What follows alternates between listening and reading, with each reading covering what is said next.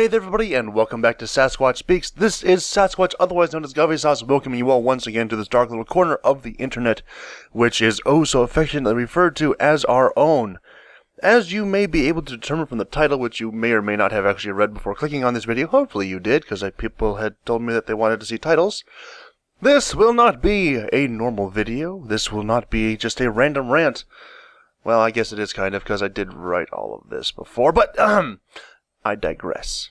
What today's video is, several years ago on Kept Community, of which I am still a sometimes active member, there was a thread which came up discussing the origins of Monster Hunter. And as I, at the time, was prone to writing many long-winded posts and replies, I took upon myself the opportunity to create my version of the Monster Hunter origin, the lore, perhaps, for people who are wondering about that. How it came to be, how it started, where all the different monsters came from. And with that in mind, remember, this is entirely my opinion, just something that I came up with in about an hour, just sat down, just started writing. So, it's not canon, it's not official, it's complete bullcrap. But perhaps it will be at least a little bit, I hate to say entertaining. But I suppose it's really all it is, because it's not, there's nothing meaty in here at all. It's, like I said, there's just randomness that came from my mind. Anyway, without further ado, the Monster Hunter origin story, as written and told by Gavisas, otherwise known as Sasquatch. Well, Sasquatch, otherwise known as Gavisas. You know how that works. In the beginning there was nothing. All the existence that was remained empty. Yet, never knowing of anything which might fill it, the nothingness did not mourn that which did not exist. Suddenly, a great light filled the nothingness, and into the dark and desolate abyss, a great shining dragon was born. So great was this mighty dragon that all the space within the nothingness was filled by his awesome power. He stretched his wings, and the space retreated before him, casting all that was yet to be, to have room for it, to move and exist. Completing his task, the dragon curled himself around his magnificent tail, and began to concentrate all that was his power into the very core of his being. His power grew and grew for countless unmeasured eons, until at the greatest peak, when he could stand no more, the mighty dragon exploded into billions of fragments, becoming the stars and galaxies of the infinite reaches of that new universe. The universe grew and expanded, yet remained in constant respect to its center, the luminous, still-beating heart of the origin dragon. The heart shone out in a grand spectacle, still seen from every corner of every galaxy, within the vast measureless array. Its light was like no other. All other stars seemed dim in its shadow, and all that was reverberated with the still existent will of the origin dragon contained within. Then, with a mighty ripple sent out across the endless expanse, the heart dissolved.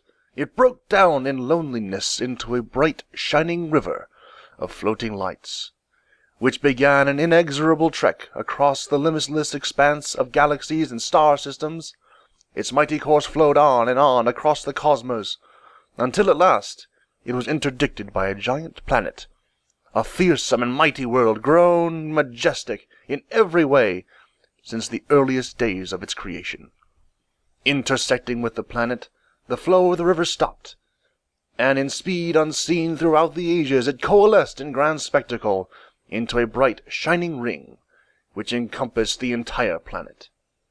The ring pulsated and descended a great, writhing presence, which spread out over the whole new earth. And as its light kissed its face, life sprang forth anew.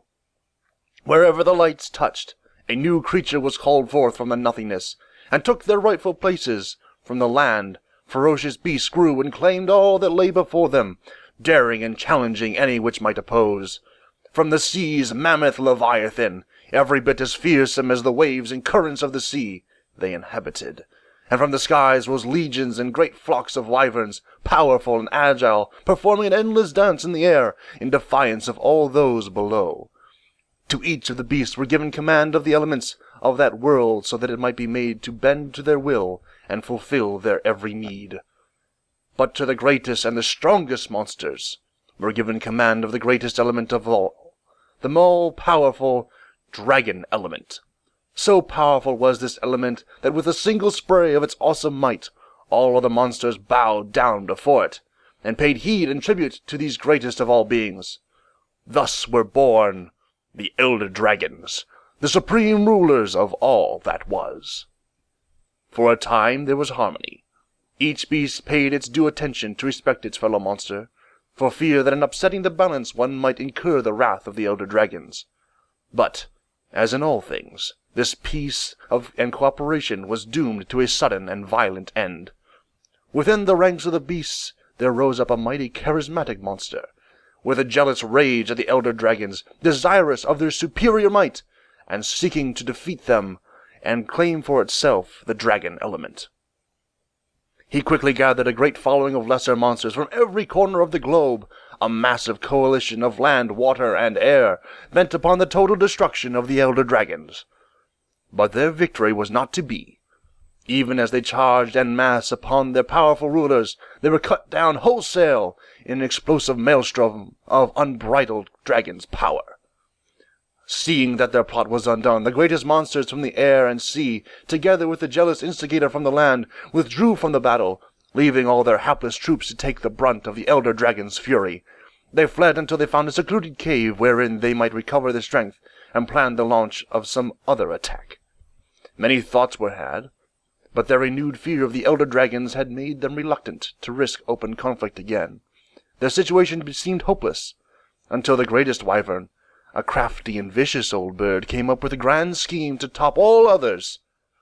They would make a new creature, one capable of defeating the Elder Dragons, without risking the full extent of their blazing anger.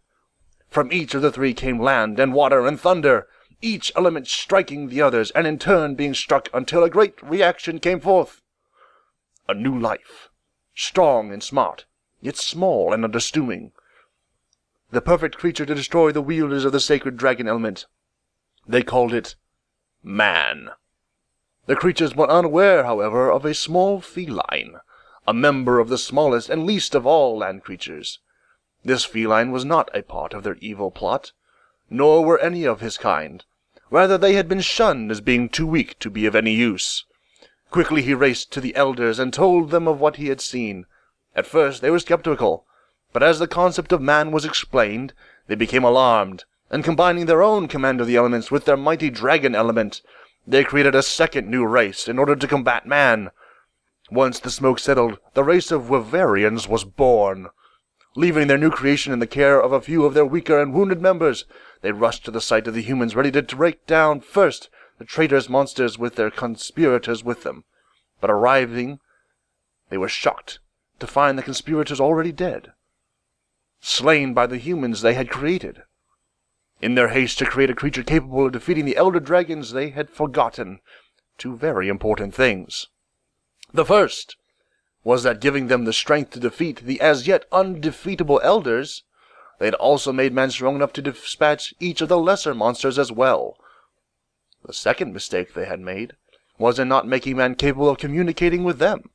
These blunders left them in the range of a breed of very strong and understandably frightened species, coming into existence, surrounded by what appeared to their eyes as monsters. Fearing the worst, the Elder Dragons returned hastily to the site of their creation, the Wyverians, only to find that they themselves had made the same mistakes. They set out immediately to attempt the extermination of their creation, but as the last of the Wyverians were about to be destroyed, a grand army of the rapidly increasing humans came to the rescue of their formative brethren, and turned back the onslaught of the Elders. Furious at being defeated, the Elder Dragons called the felines before them, and cursed them for their dark tidings they had brought, and cast them out forever from the fellowship of the monster realms.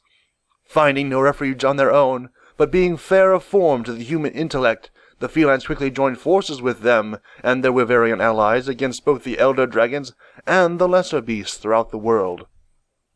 Thusly were all things completed, which were to be in the formation of that universe called Monster Hunter. The fight continues on, and each side gains and loses the advantage. But with each new resurgence of human advantage, more and more of the fabled elder dragons succumb to the purpose for which man was made millennia ago by a traitorous cabal of jealousy-ridden conspirators. I understand that was complete bullcrap. Hopefully it was at least mildly interesting. I will see you all next time. If you enjoyed it, leave a like rating down below. Comment telling me to stop doing this sort of thing. Dislike rating, more likely. You know how this works. And yes, I will see you all next time. I do apologize again for the abbreviated videos. Hopefully they are still interesting, entertaining, and the like. Goodbye.